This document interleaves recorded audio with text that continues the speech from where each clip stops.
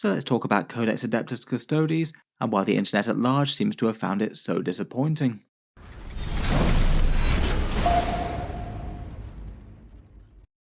Hello and welcome back to Auspex Tactics, where today I thought I might do just a general overview of the major gripes that people have with Codex Adeptus Custodes, and why it seems to have been rivaling releases like Dark Angels and AdMech for another entry in the contest for being least popular codex of 10th edition. Over the past week or so, we've been talking through the rules for the new book in several videos. I did a full codex review of it on the channel not so very long ago. As mentioned, internet reaction to it has kind of been spectacularly bad. I feel like there's enough to delve into to make an entire video on the subject. I think a lot of the annoyance is justified. It just feels like a particularly feels bad release for a number of different reasons. Broadly speaking, it feels like just about every single unit and rule section of the codex either stayed the same or got worse, which isn't exactly going to make people very excited to receive a codex they've got to pay for versus a free digital index, even if you do get a few more choices of detachments and things. Before I get into the very legitimate criticisms of the book, though, I thought it might just be worth bearing a few things in mind just to try and mildly calm the internet nerd rage. I'm certainly not saying that any of this makes the book good, but a few things to think about are that Custodes were coming from a position of extreme strength in 40k, one of the top factions in the game, perhaps second only to Necrons, and winning like 55% of tournament games, which is definitely on the upper end. The sheer stat lines of the models do a lot of work themselves, and they get more special rules than most armies. In addition to that, the points haven't yet been released. It could be that if Games Workshop really do think that they've weakened the faction massively by this update, points could definitely theoretically be adjusted to have them land with a tournament win rate somewhere in the mid tier, and we really won't know until they're released, somewhere between the 15th and the 27th of April most likely. I feel like getting overexcited about the codex before that happens might just look a little bit bad in retrospect if they do wind up being very strong, even if it did mean like a lot of 10th edition armies they might be slightly weirdly cheaper than you expect in game. Otherwise, they could have errata to protect against devastating wounds, which feels like a possibility. Not sure if that will be soon or with a data slate. And even if they do wind up releasing super weak and almost problematically bad as a faction, it seems very likely that Games Workshop would just make things better via a future balance pass. They've repeatedly shown that they can both change rules and points if they want to. So even if it does take a few months of patience, I feel like considering them a write-off for the rest of 10th edition is very premature indeed.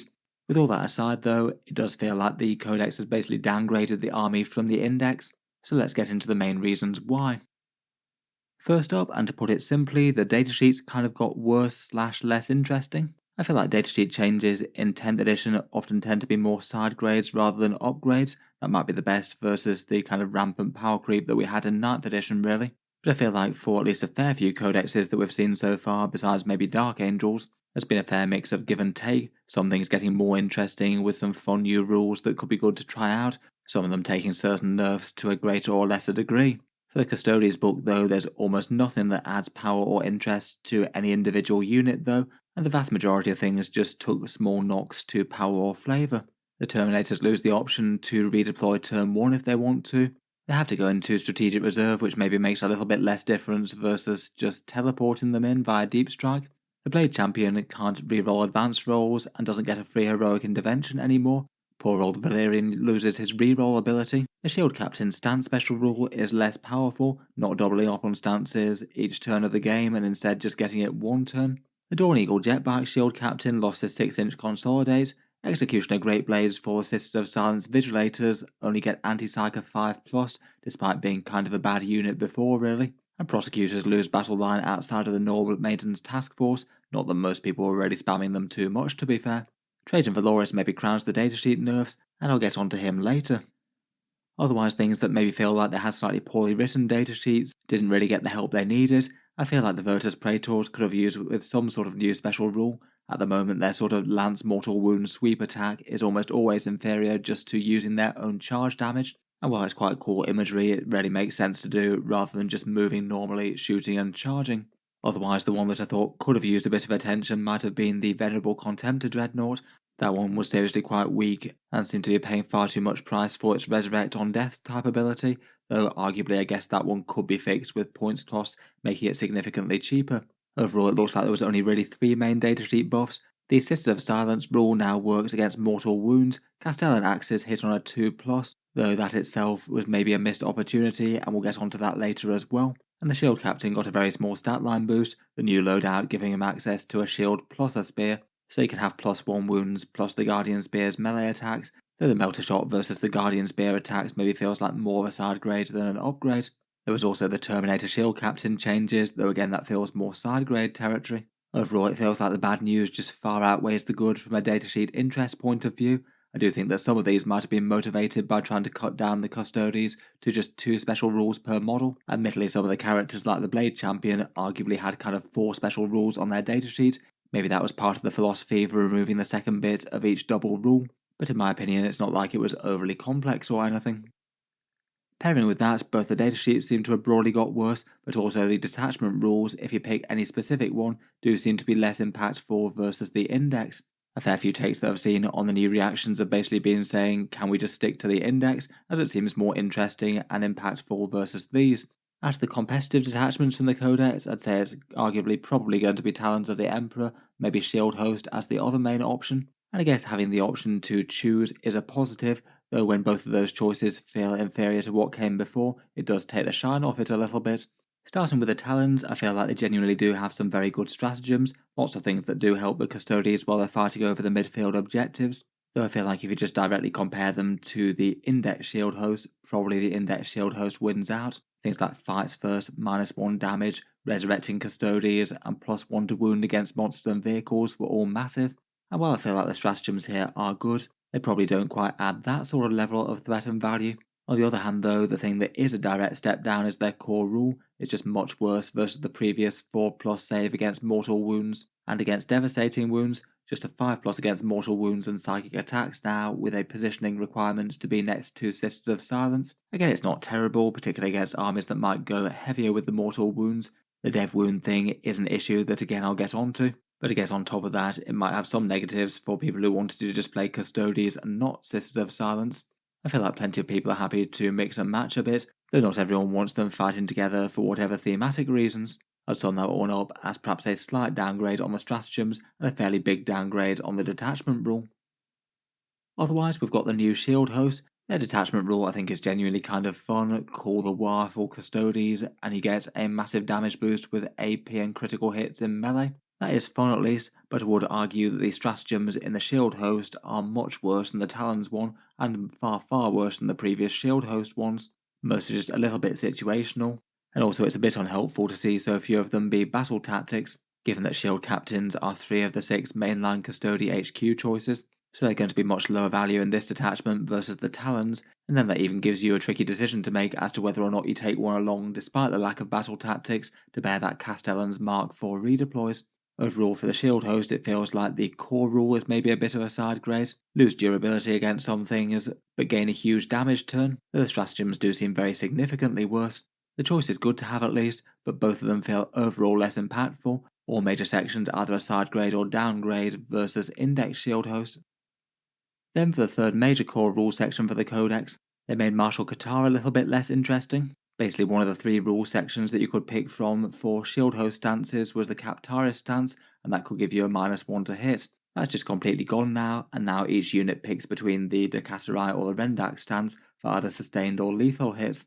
I don't think it was really a complex rule that needed simplifying in any major way. It was fairly straightforward to start with. I think it would have been nicer to see the third stance replaced by something else if for some reason they really didn't want -1 to hit, though I think it was in no way problematic really.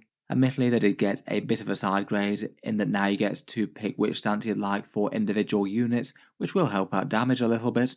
Previously you had to select it army-wide for everyone. In general though, I'd probably argue it's a little bit less interesting than it was before, and now it just amounts to Custodes have slightly better melee, and you just always choose the right buff for the right targets. It just doesn't really feel like there's any decisions to make with it at all anymore. You just literally need a rough grasp of the math. Usually if you're wounding on a 5+, then go for the Rendax one. If you're wounding on a 3+, go for Decatarai. And if you're on a 4+, it generally doesn't matter. That would cover the vast majority of use cases. Just kind of feels like if all it's adding is literally just more hitting power and nothing else, you perhaps could have just made the generic Custodes stat lines a little bit better and give them something else more interesting. Overall, I'd say that they're certainly the core 3 issues, and the main reason that the Codex just generally feels kind of bad is because all 3 sections of the Codex have basically declined in their impact value, and seemingly in their overall power as well. The datasheets just have less interesting rules than before and took a few nerfs. The detachment rules won't be quite as impactful as they were before. I'm not saying that there's not some fun choices to be had. Both the Shield Host and the Talons of the Emperor do have some fun stuff, but I feel like what people are looking for in Codex detachments is having different ways to play an army that genuinely push you to do different things. The two actually good ones don't really feel like they do that due to the lack of impactful rules for the most part. So maybe just a little bit more bravery and putting more power in the detachment rules, and then going from there with balance might have been the more fun way to go. Finally, the core faction rule I'd say was made less interesting. The power might be a bit of a side grade, given that you can choose the stance per unit now, which will help out if you're locked in a whole bunch of ongoing combats. But overall, out of the book, I feel like there's not that much that you can look at and say this is all very cool and exciting, besides literally having more options of detachments to choose from. I think if you can argue that all three major parts of the Codex are flat downgrades from what came before, not too surprising that people are going to wind up disappointed. Besides those three core bits though, I thought I'd talk through four other things that felt like they might have been overall misses for the Codex. First up, one of the genuine positive changes was changing axes to hit on a 2+. So far since 10th edition launched, Guardian Spears have just generally been so much better than the Castellan Axe option, one of the few major wargear options that Custodes have. And at the start of 10th edition, it seems that they just hadn't really done basic maths. The Castellan axes were pretty much flat worse against every single target. One of the few positives of the book is that they've at least tried to balance those two. They've decided to give the axes a hit on 2+, where previously they only hit on 3.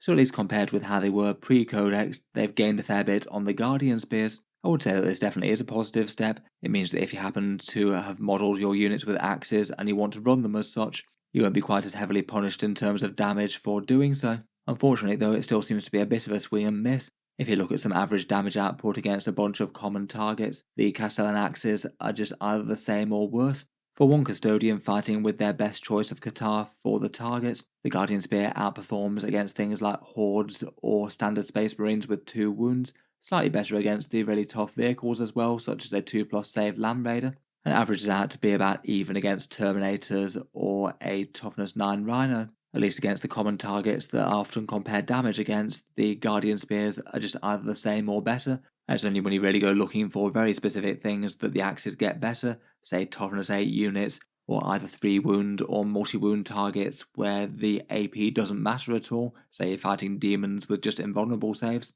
Against those things the axes slightly outperform, but I feel like spears are definitely still going to be the take all comers option, and it won't be really that much of a debate. I feel like for the targets where the axes do excel, they're just not quite as far enough ahead to justify the loss of damage against some other more common things. Overall, I feel like probably they should have tried to just up the damage of axes a little bit more. Maybe giving them strength 10 would have been a better move to try and make them actually kind of good against more armoured targets and Terminators. If they'd done that, then at least they'd outperform against the Rhino and the Terminator in this comparison. Next up, for other things that just don't really work, is the Null Maiden task force. I feel like this is the sort of thing where 10th edition detachments could really quite shine. At least theoretically, you could give some powerful rules to a sub-faction of the army and make them a genuinely strong way to play the faction. And it genuinely would have been kind of nice if you could have an army where Sisters of Silence could actually take the lead, maybe still have a bit of support from their Custodes brothers. But again, these rules just aren't going to add up to an overall strong Sisters of Silence army, not unless they slash the points cost of the Sisters units to ridiculous levels that they certainly won't.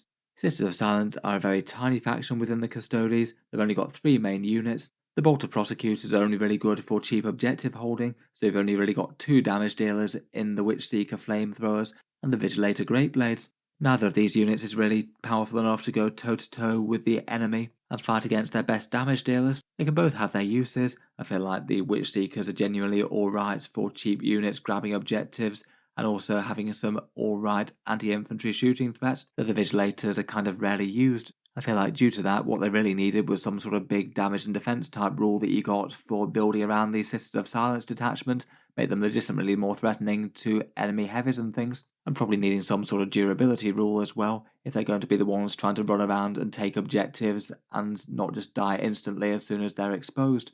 It was interesting that they did actually manage to do this at least fairly well for the Kroot in my opinion for the Tau. I'm not sure it's necessarily going to be top tier competitive in that new hunting pack, but it does feel like it could at least be genuinely problematic for some enemy armies. You can get a lot of cheap bodies with 5+ invulnerable saves, stealth, and some powerful stratagems and damage boosts to back them up.